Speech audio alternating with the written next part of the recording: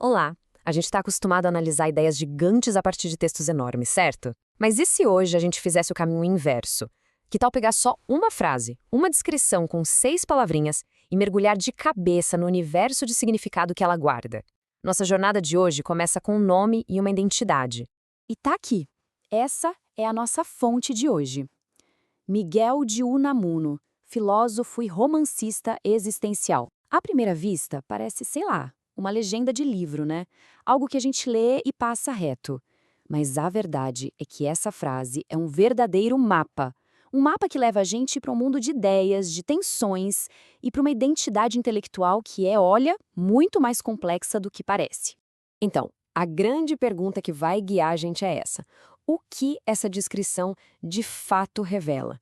Como é que as peças desse quebra-cabeça, filósofo, romancista e existencial, se encaixam para formar um retrato completo?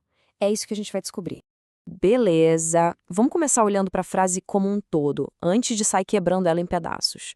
Um nome e uma descrição que, como a gente vai ver, é bem mais do que só soma das partes.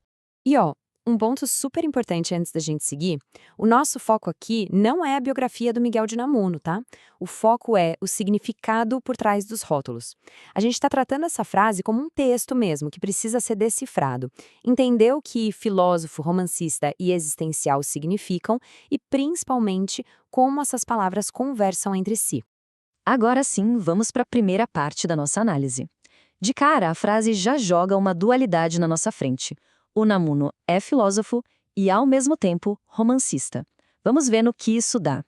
O mais legal aqui é a tensão que isso cria. Pensa só, de um lado tem um filósofo, aquele que busca a verdade usando as ferramentas da lógica, da razão, de argumentos bem abstratos. Do outro tem um romancista, que também quer explorar a verdade, mas o caminho dele é outro. É a emoção, a história, são personagens de carne e osso com quem a gente se conecta. Parecem duas abordagens totalmente opostas para entender o mundo, né? E isso leva a gente direto para essa pergunta. Essas duas identidades são uma contradição? Um pensador lógico e um contador de histórias cheio de emoção são mundos que não se bicam?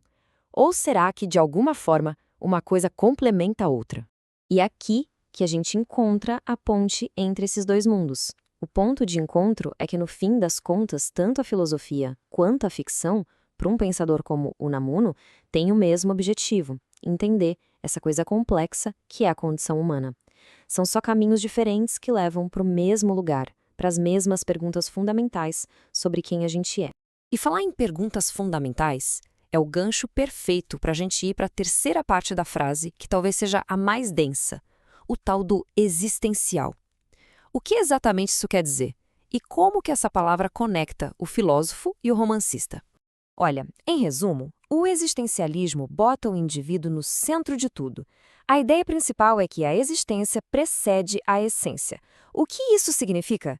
Pensa numa caneta. Ela foi criada com um propósito: escrever. A essência dela veio antes. O existencialismo diz que com a gente é o contrário. Nós primeiro nascemos, a gente existe, e só depois, com as nossas escolhas, a gente define quem somos. Nós somos livres e responsáveis por criar nosso próprio sentido para a vida. Ou seja, para simplificar, é uma filosofia que encara de frente as perguntas mais cabeludas e muitas vezes mais desconfortáveis da nossa vida. Não foge da raia.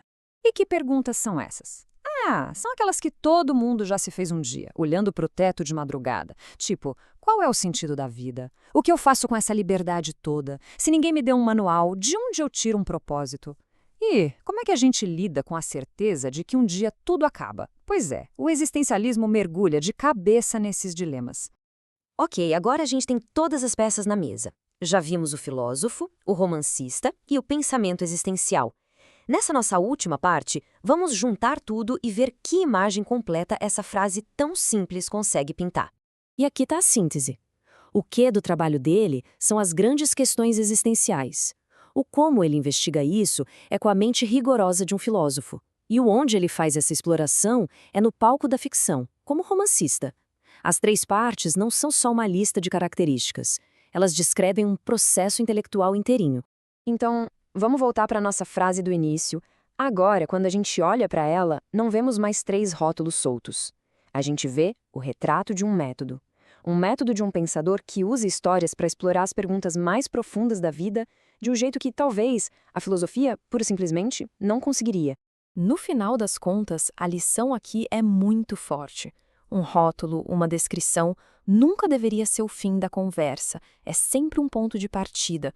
É um convite para a gente olhar mais fundo, para questionar e para descobrir todas as camadas de significado que estão ali, escondidinhas logo abaixo da superfície. E isso deixa a gente com aquela pulga atrás da orelha para levar para casa. Se uma frase tão pequena pode esconder tanta coisa, quantas outras identidades complexas, quantas histórias inteiras não estão por aí, escondidas na nossa frente, só esperando para serem desvendadas numa única descrição? Nossa investigação por aqui termina, mas a curiosidade, essa pode estar só começando.